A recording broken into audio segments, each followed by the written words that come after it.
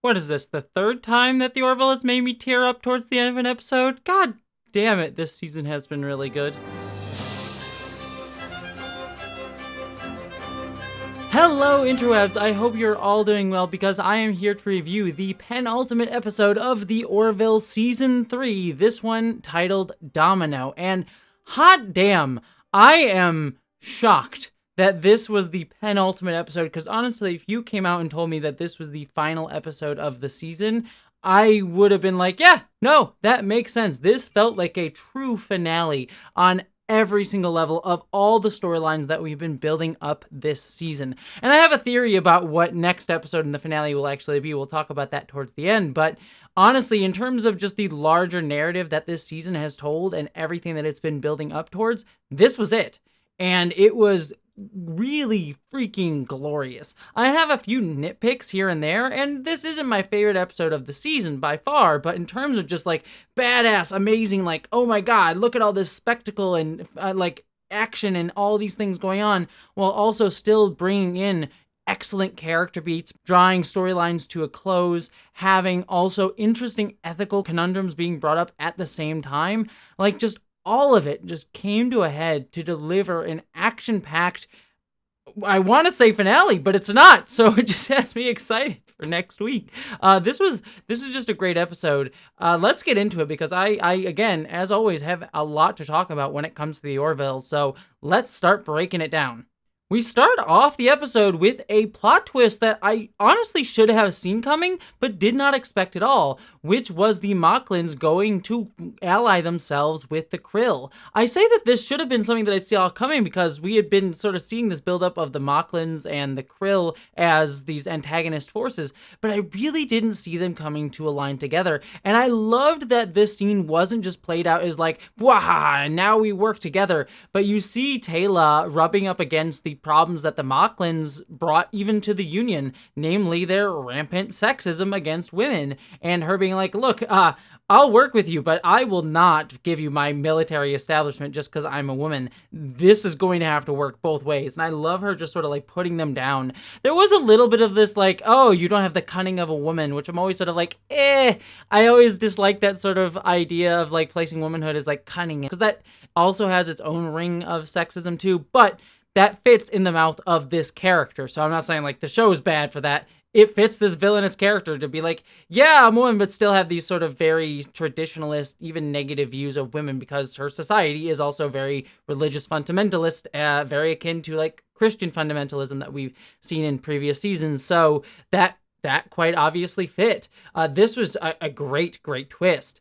But then we get the opening of the episode over on the Orville, where we discover that the crew has come up with a device that can wipe out Kalon's ships basically at will, and it was kind of shocking, and it gave proper weight to just the death and destruction that this thing can cause. You can see it on Ed's face towards the end there, and that was frankly necessary to show off what this ethical question is going to be throughout the rest of the episode, namely talking about genocide. And it also should be noted that this idea and discussion of genocide kind of interestingly dovetails with the novella that came out last week from the Orville. For those of you who don't know, Seth MacFarlane released a novella that was basically the sort of prose version of an episode that they were going to make between this episode and last one, but because of the COVID-19 pandemic, they weren't able to make. I've read the novella. I won't spoil it here, but I thought it was really good, and I'll be putting up a review in a week or so about that novella if you're curious. But a lot of that episode also dealt with themes of genocide. So again, you can sort of see how they all been building up these constant themes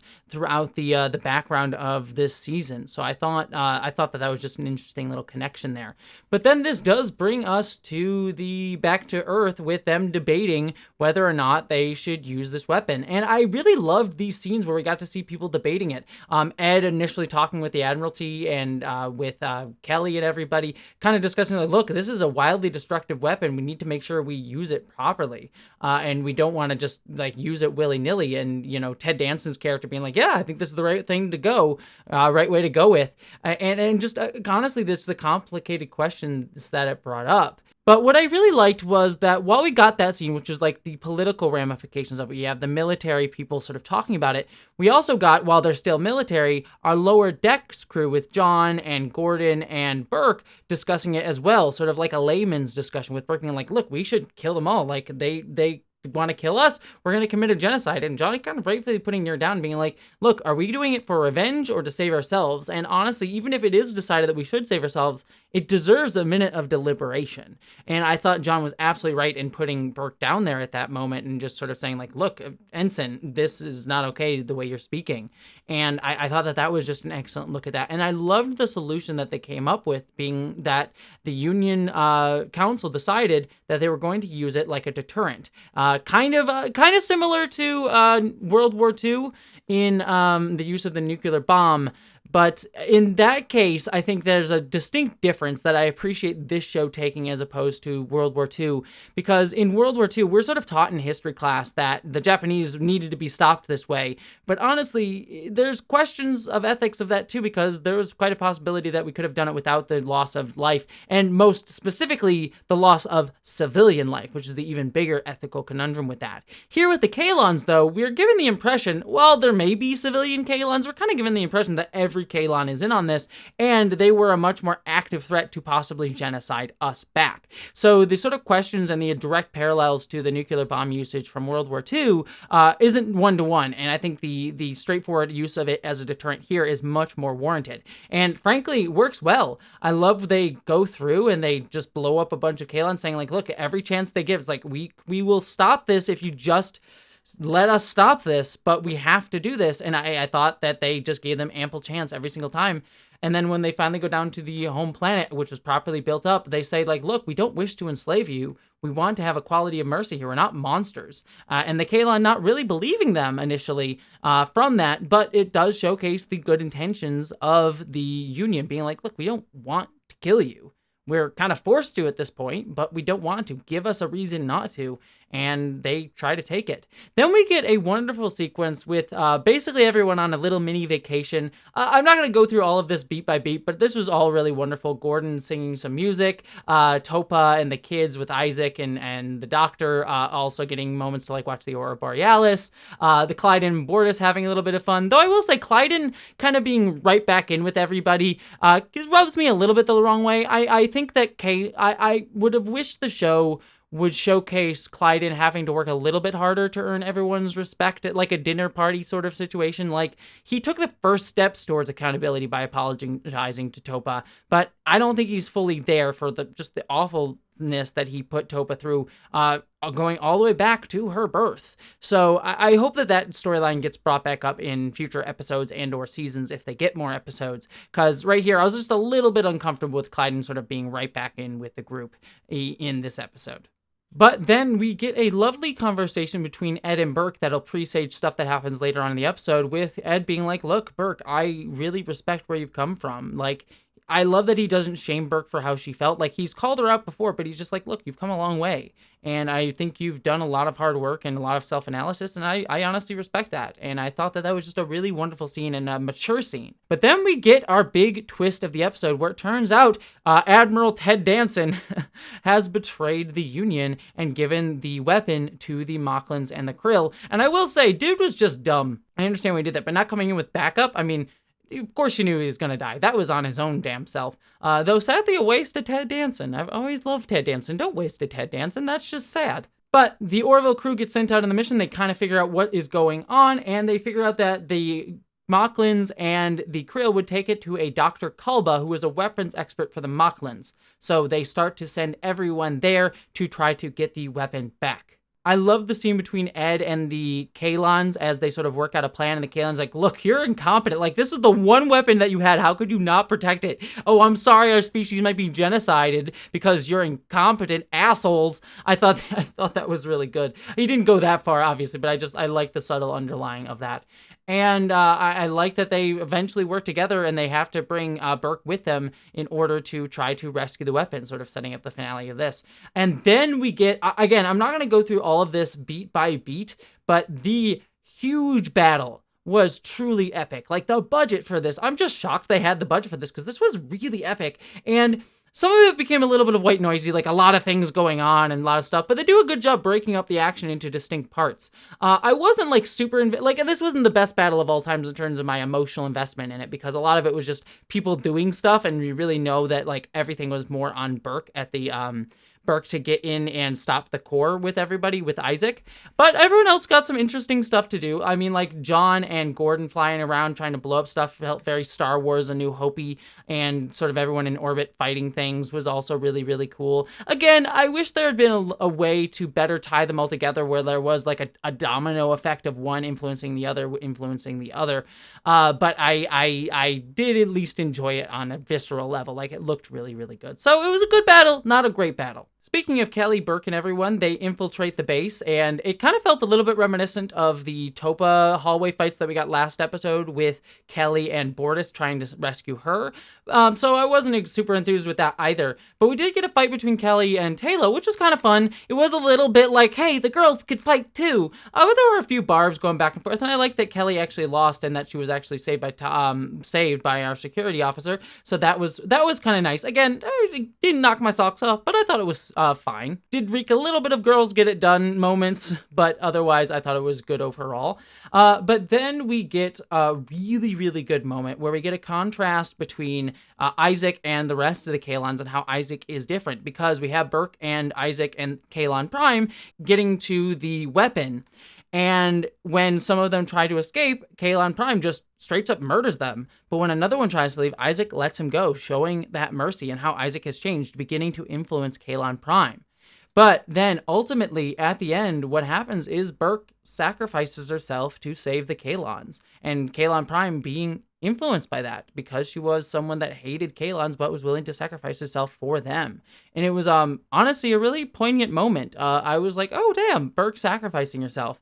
I thought this was a good end to the arc of her character. I thought it fit really well for what she's been going through this whole season, and how her death was utilized was really nice towards the end here. I think my only knock against this development for her character, quite honestly, is just, you know, it kind of rubs me the wrong way that the one explicitly gay crew member of the show is now dead. So we buried our gays yet again. So her character started off with a bury your gay storyline and ends as a bury your gay storyline. And quite frankly, it's a little bit frustrating that this show, which has been so excellent in so many ways, still kind of frustrates me in its literal depiction of LGBTQ issues. Again, I thought it's been handling LGBTQ issues generally well with characters like Topa, but when it comes to literal depictions, I'm still a bit disappointed. Again, two things can coexist. I just want to make sure right up front to say that, because like, I'm not here being like, oh yeah, Burke should have been, you know, had like plot armor because she was gay and should never have been allowed to die. What I'm more saying is that honestly, they should have more diverse representation so that when they do kill off an LGBTQ character, it doesn't feel as frustrating to me as an LGBTQ person seeing like a bury your gay storyline yet again. So I think this storyline was excellent. I loved the character and I loved the ending for her character, and that can coexist with me saying that I'm a bit frustrated it's a very gay storylines. Both things can be true. It doesn't have to be one or the other, as some people in the comments I'm sure will take this criticism, but I just want to kind of say that up front. But moving on, though, we do get a final scene with the Kalon Prime sort of trying to process everything with Burke's death, and I love Kelly being like, you're damn right you were incorrect. Like, we are trying to be good people, and you shouldn't blanket brush everybody as, you know, enslavers trying to murder you and try to genocide them back. Like, it was a really good moment. But the real great moment for me was between Taylor and Ed, where Ed goes to Taylor saying, look, I can't save you. You're going to be tried for war crimes, which will be interesting to see the Krill president literally being tried for war crimes. I'm sure that'll go over well with Krill. But the bigger thing here was Ed trying to ask for where the location of his daughter was, and Taylor just not giving it to him, and he calls her contemptible as she is. And I like that we see that it bothers her too, but she's so wrapped up in her own dogma and just, you know, religious fundamentalism that she's unable to do it. So I thought that was another good scene. And then we see the Kalons joining the Union, being given temporary membership, and just a nice little scene to say, like, look, they're finally going to take part in this, and they're going to see how this works. There was a little moment that was like, rah, democracy, which, again, I was like, okay, cool. I'm not knocking democracy, but a little hitting the nail on the head there.